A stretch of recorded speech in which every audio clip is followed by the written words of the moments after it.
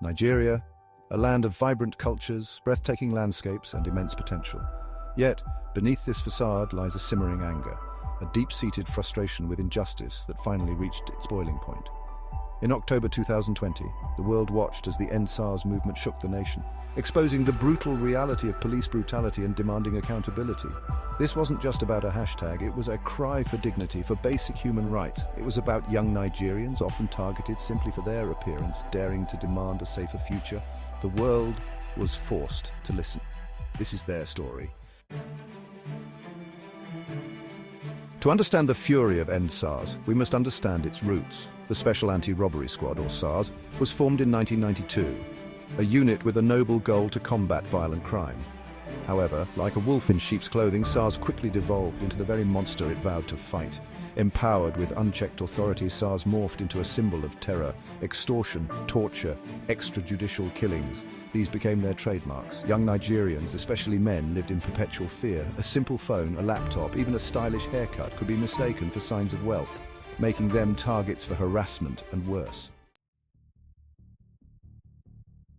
For years, Nigerians endured. They reported, they pleaded, but their cries fell on deaf ears.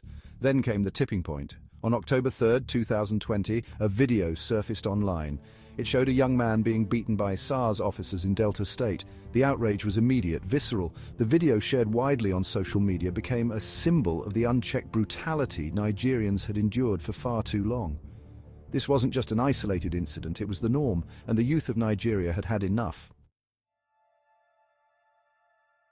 Section 4. Voices from the Front Lines. Stories of Brutality and Resilience. The heart of End SARS lies in the searing personal accounts of those who suffered at the hands of SARS.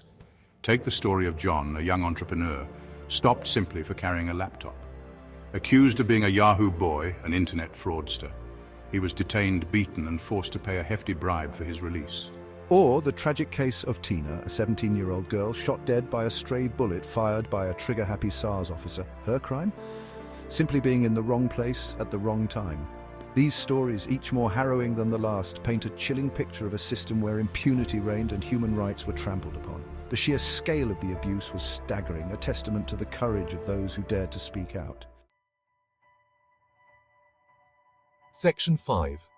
A government's broken promises, from suppression to hollow reforms. The initial response of the Nigerian government was predictable denial, followed by attempts to discredit the movement. Peaceful protests were met with violence.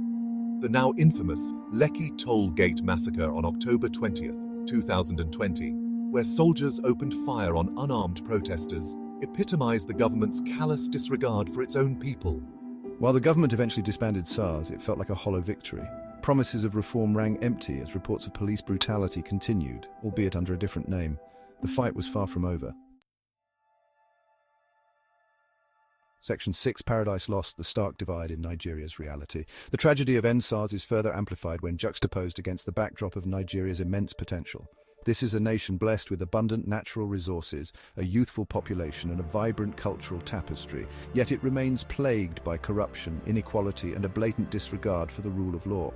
The slums of Lagos, sprawling and overcrowded, stand in stark contrast to the opulent mansions of the elite. It's a visual representation of the deep chasm that divides Nigerian society. The very people entrusted to protect its citizens have become the instruments of their oppression.